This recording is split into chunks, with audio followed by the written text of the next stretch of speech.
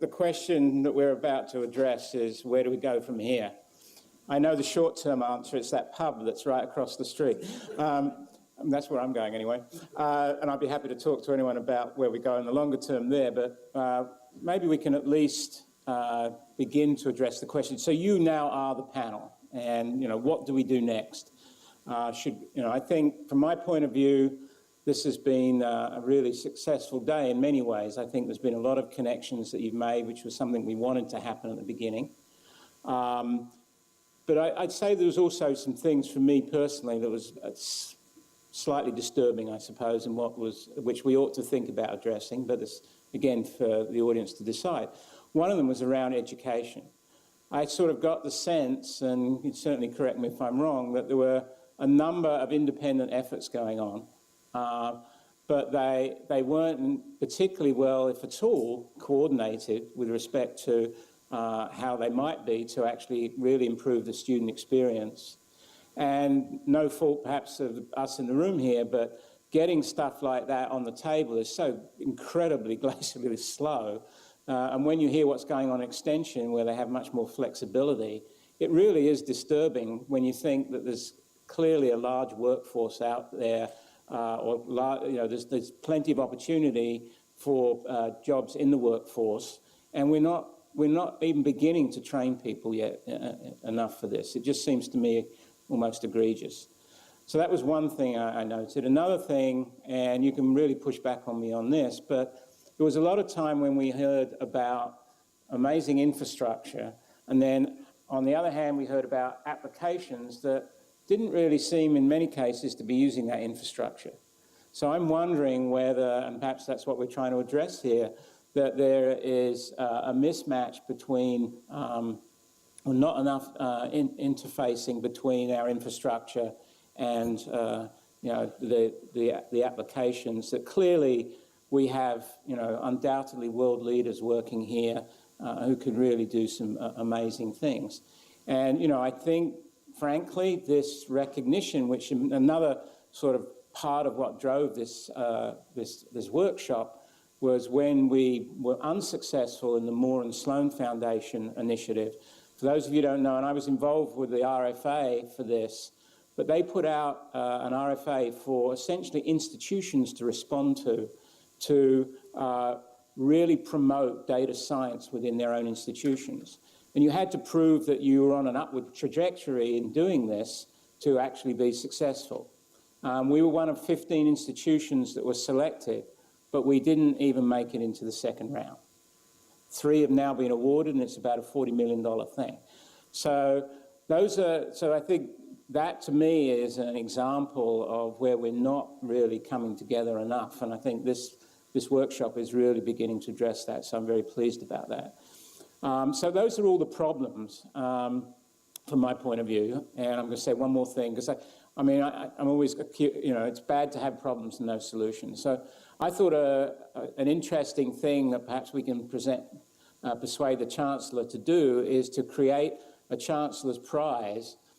This is just an idea, and I want to hear other ideas for going forward, where the awards actually come from groups working together across campus, where you've got infrastructure and domains where you could actually do something in, say, a year or two that would be really something that could not have otherwise been done. And there would be a Chancellor's Award for that. It would be some amount of money, not a lot, I'm sure, but the prestige of successfully competing for a Chancellor's Award in this kind of thing. And we could articulate that a bit more, but the ideas that you have for really taking the next step is the kind of thing we want to hear. So I open that up, and thoughts, comments on the day's activities, what we should do next.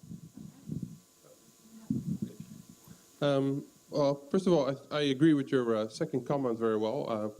I also, when I was here almost all day, and I saw that there's a big disconnect between these amazing infrastructures, and then there's professors and researchers presenting their algorithms, and it'd be nice if there's a better way to connect, as some people do, to connect the algorithms run on these infrastructures. And I think we can do that very well by combining that with education components. And I know there's some programs put up, but I think part of the education should be also how do we teach the people, the users, to use the infrastructure, the researchers. This would be important of it, and I think that will bring algorithms together with hardware, because that will make it work in that sense. So I think that's one thing that we should do.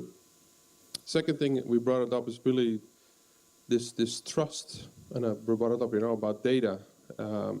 Can we get access to data? How do we handle it? What kind of information get out of there? And I think we need to also create some effort there. I'm not sure how to formulate that, where we have a better way of accessing the data and making sure that this is protected, and that the researchers can work with it and conclusions come out, but the data is not going to be used for any other purposes. And I was amazed to see that the Facebook, that I guess there was a lot of data shared there.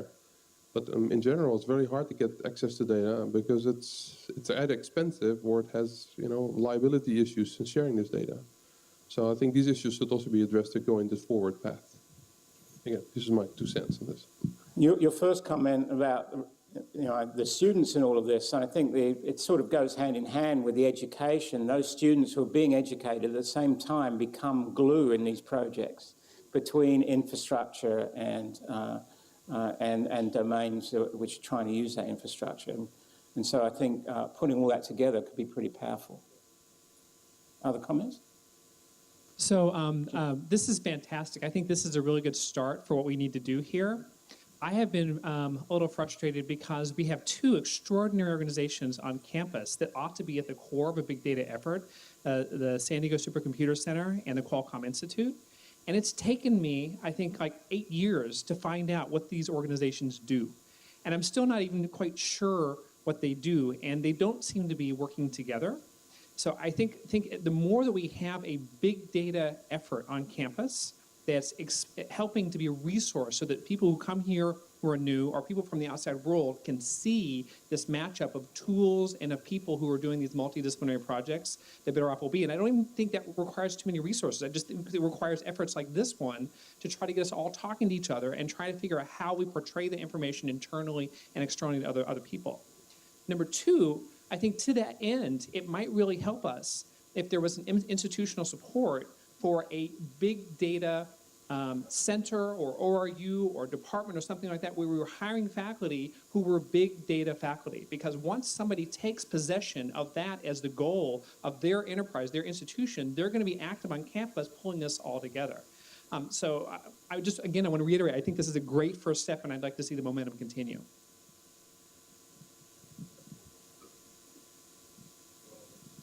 And then So great, Dave, Phil. But another question related to the education piece. So do you think that we've got, amongst this number of faculty here, this is a very, very small slice of the total faculty at UCSD. So do more efforts need to be made just to train, kind of train the trainer in terms of health clinical sciences, in terms of the number of faculty that are aware of these methods themselves? And I think that in the health sciences, we've got lots of K awards and things like that that are career development awards where they can train you into do health outcomes research or comparative effectiveness research, so you can add this to your suite of skills in terms of your research. But does that need to be done here? Not just training students and not just training grad students, but training faculty, and is there infrastructure to promote that? Certainly in the Sky School of Pharmacy, I would love to see that. I don't think I really heard about training the faculty today particularly, but it is, to me, it's actually, in a sense, in the pyramid of things, it's probably the first thing to be done. And I don't know, I didn't really hear about programs. I mean, presumably some of these things faculty could sign up for, but it might be worth having something directed directly at faculty. I actually like that idea. So yeah, let me respond a bit to James' point of view. The thing I would totally agree with you is that there is not a clear presentation of what's available between Cal IT2 and Qualcomm Institute on this campus at a level it should be to basically students, faculty, and staff on the campus, or even industrial partners who might want to work with the campus. And working with the Chancellor and Mike Norman to try to do something by the end of the year to move in that direction. However, this mythology that the Qualcomm Institute and SDSC don't work together just needs to be, put to rest. I am going all over this country and have for the last few years giving invited lectures on how these other campuses could get anything remotely as leading edge as the big data cyber infrastructure that exists on this campus. So it's ironic that the people on this campus don't seem to know about it, whereas I'm being invited from the West Coast to the East Coast to give talks on it. It's part of what the NSF is certainly very aware of. And so it's an internal problem. But I just would point out that Phil Papadopoulos at the San Diego Supercomputer Center and myself have been co-principal investigators for over a decade on things like the Optoputer, on Quartzsite, on Prism, that have created by far the most advanced network cyber infrastructure, coupling into Gordon, into what will be coming like with Comet. There's nothing like it on any campus on the country. I would say it's also essentially not used by almost all the faculty on this campus. So there is great irony in this. And I think it's important to recognize how much money we're leaving on the table when we have this and we fail to be able to exhibit it on request, like to the Moore Foundation. And it's just ridiculous. And as to how to solve this, I don't know, but it is the elephant in the room. It is the thing that if we don't solve it, we might as well just go back to doing little data on the shared internet. China? I think one of the ways I could help people collaborate is to kind of have an infrastructure that solves some of the common problems that have been brought up. So, for example, I think a lot of the issues that have been brought up is the issue related to trust and legal liability issue. And that's something that may be worthwhile to have someone, some group that would take the lead in figuring out the legal issue and me sharing data with Facebook or vice versa. Because I don't think I can share clinical data with Facebook. I would love to. But that's the kind of stuff where that would require, I think, legal counsel. And that's not available. They shut down our project for 6 months, the lawyers here. Because they couldn't work out some semantic details about Right. the questions to which would be to them. Right. It's for the same in the legal process. True. But the thing is, I have to explain to the California Attorney General why I need the statewide data. So I need some legal advice on how I can share data that I got from the state of California.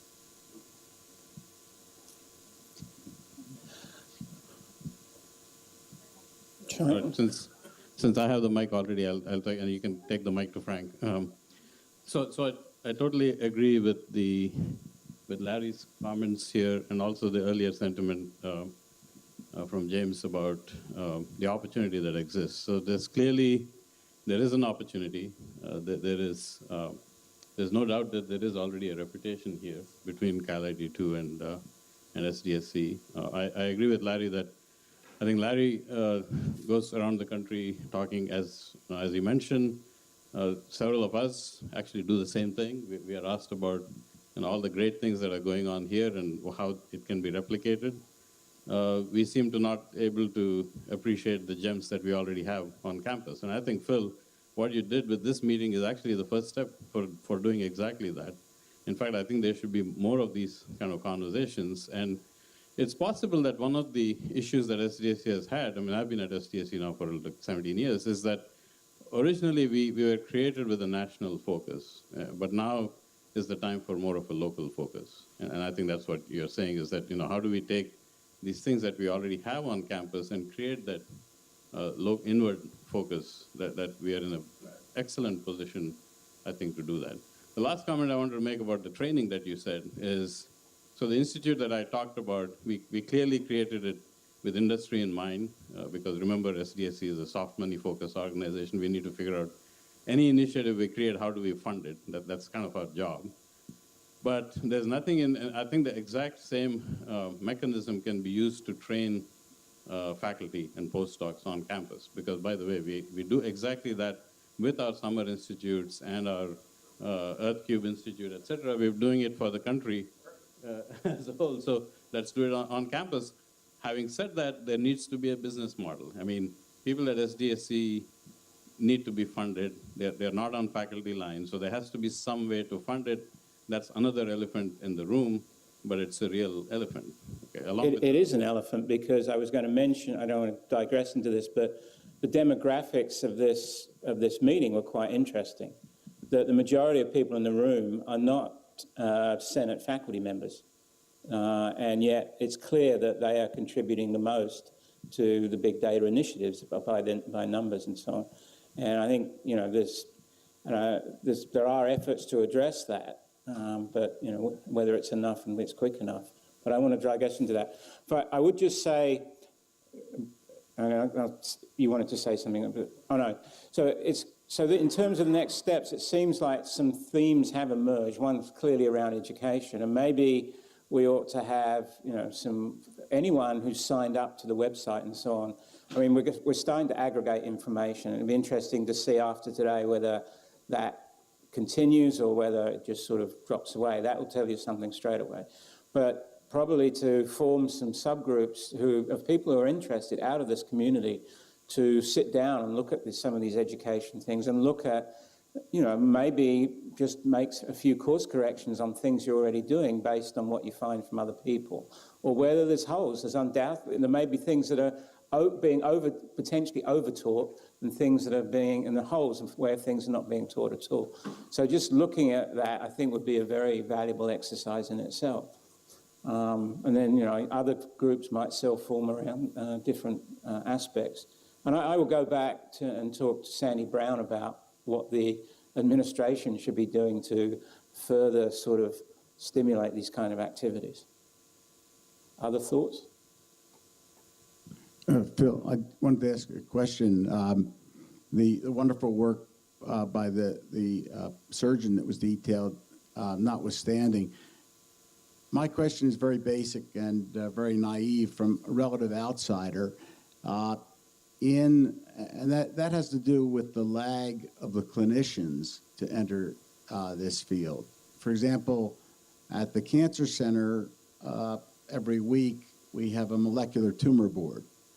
And I guess this is moving towards big data.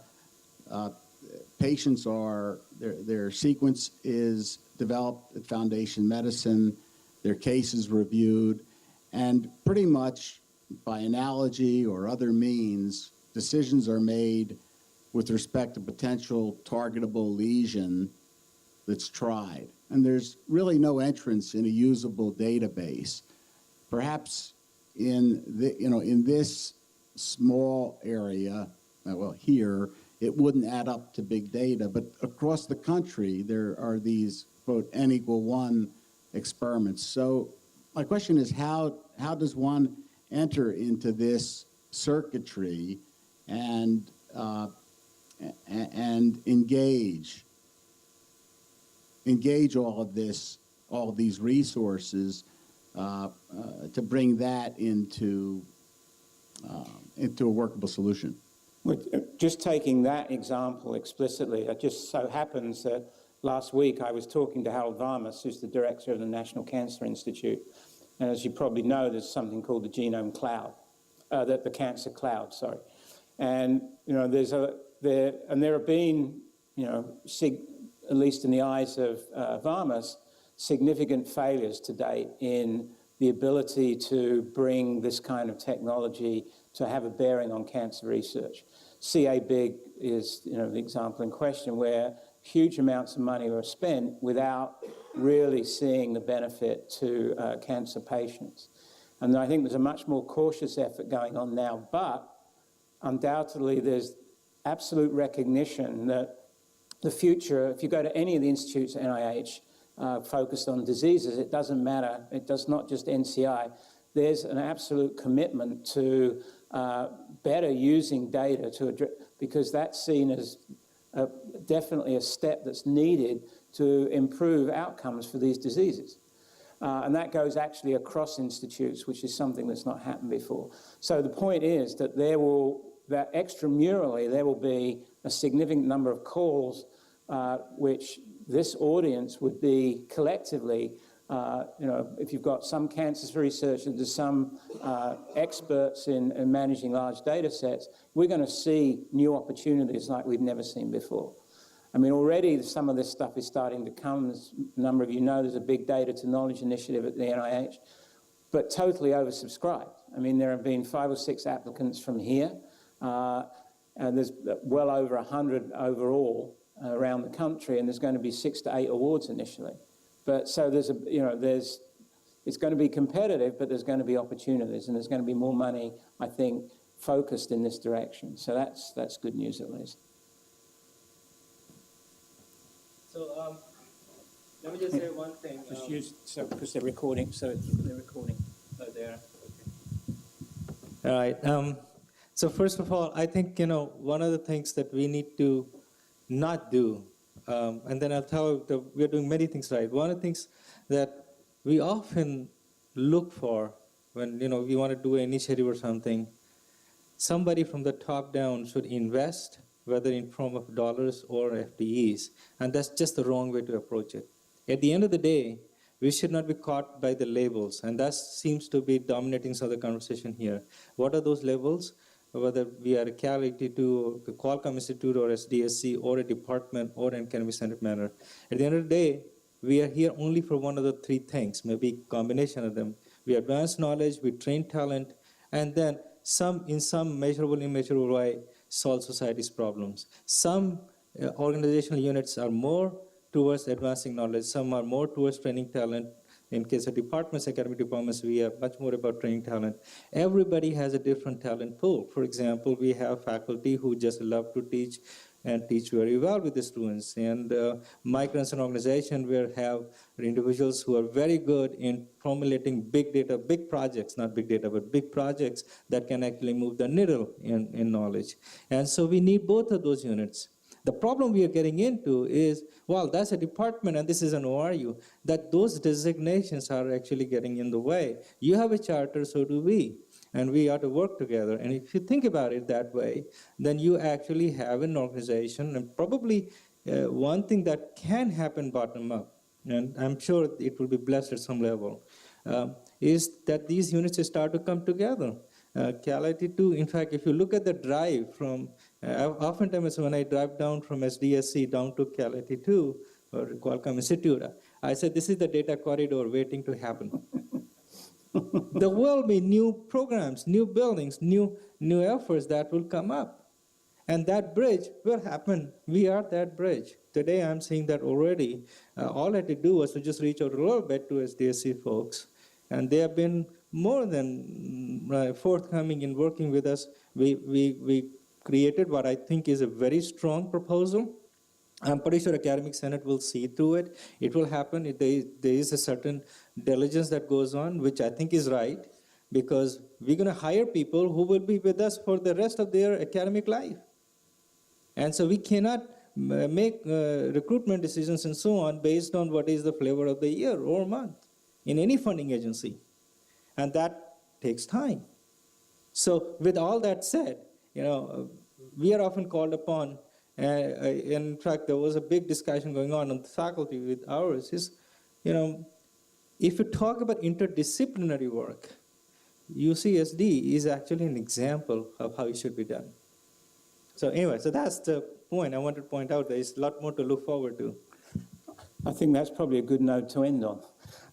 However, I just want I'm going to give Stephanie Hagstrom the last word because, as you're probably aware, Stephanie is just absolutely incredible, and anything I've organized in the last 10 years would not have happened if it wasn't for Stephanie. So, but she wants to say a couple of final things, and including giving thank yous to people who were involved. And there's a few people. So thanks, Stephanie, and you'll thank everyone else.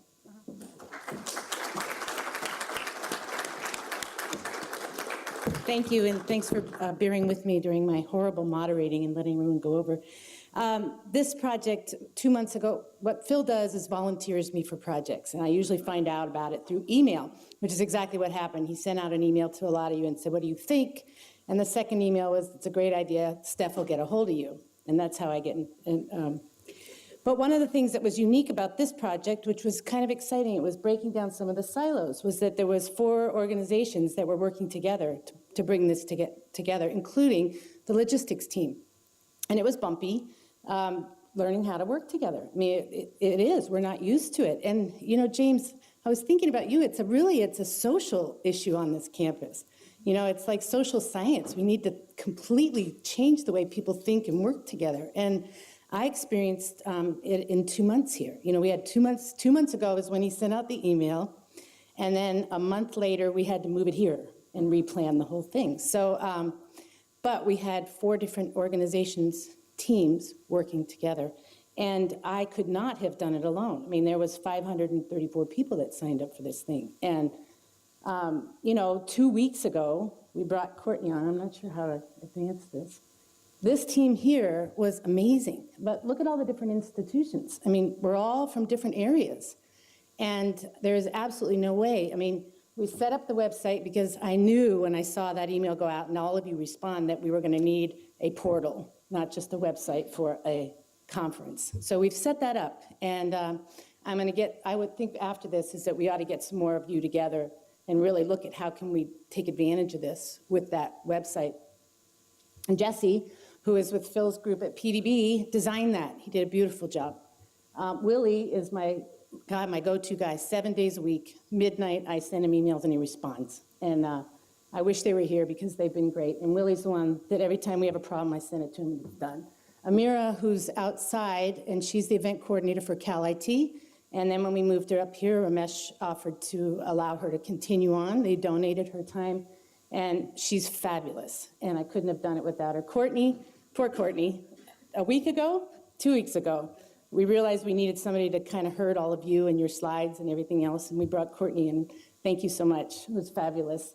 And then Erwin, who's the facility manager here, trying to work with us and our enormous requests back and forth. And, you know, we pulled it off. And then, in addition to that, each one of these has their own team. And I just wanted to first give a round of applause for these people. And then every event takes a whole team on site. And these are all the other people that worked on this event today.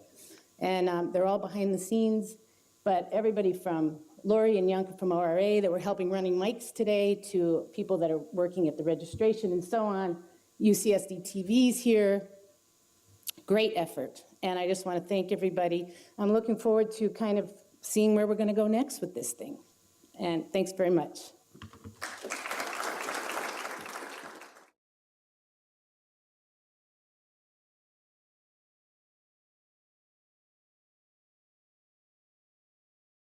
Science within their own institutions. And you had to prove that you were on an upward trajectory in doing this to actually be successful. We were one of 15 institutions that were selected, but we didn't even make it into the second round. 3 have now been awarded, and it's about a $40 million thing. So I think that to me is an example of where we're not really coming together enough, and I think this workshop is really beginning to address that, so I'm very pleased about that. So those are all the problems from my point of view, and I'm going to say one more thing, because I'm always, you know, it's bad to have problems and no solutions. So I thought an interesting thing that perhaps we can persuade the Chancellor to do is to create a Chancellor's Prize. This is just an idea, and I want to hear other ideas for going forward, where we actually, the awards, and on the other hand, we heard about applications that didn't really seem in many cases to be using that infrastructure. So I'm wondering whether, and perhaps that's what we're trying to address here, that there is a mismatch between, or not enough interfacing between our infrastructure and you know, the applications that clearly we have, you know, undoubtedly world leaders working here who could really do some amazing things. And, you know, I think, frankly, this recognition, which another sort of part of what drove this, this workshop, was when we were unsuccessful in the Moore and Sloan Foundation initiative. For those of you who don't know, and I was involved with the RFA for this, but they put out an RFA for essentially institutions to respond to really promote data.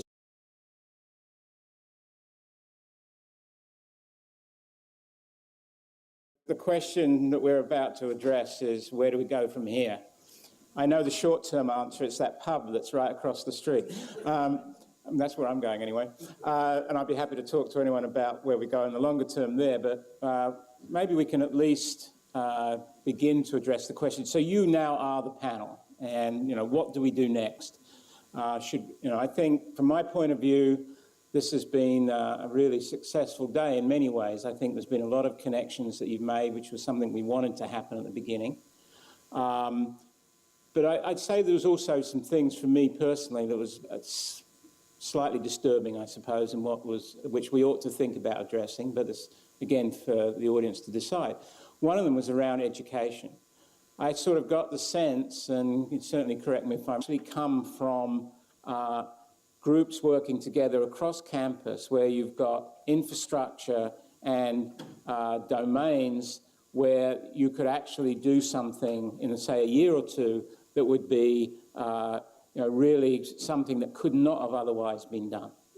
And there would be a Chancellor's Award for that. It would be some amount of money, not a lot, I'm sure, but the prestige of successfully competing for a Chancellor's Award in this kind of thing. And I mean, we could articulate that a bit more, but the ideas that you have for really taking the next step is the kind of thing we want to hear.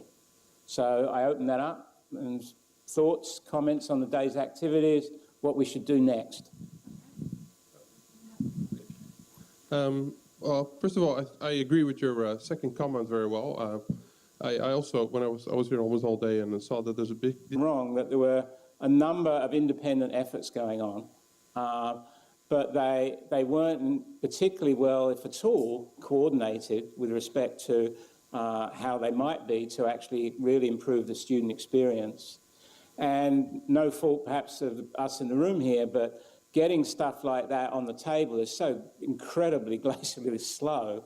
And when you hear what's going on in Extension, where they have much more flexibility, it really is disturbing when you think that there's clearly a large workforce out there, there's plenty of opportunity for jobs in the workforce, and we're not even beginning to train people yet enough for this. It just seems to me almost egregious. So that was one thing I noted. Another thing, and you can really push back on me on this, but there was a lot of time when we heard about amazing infrastructure, and then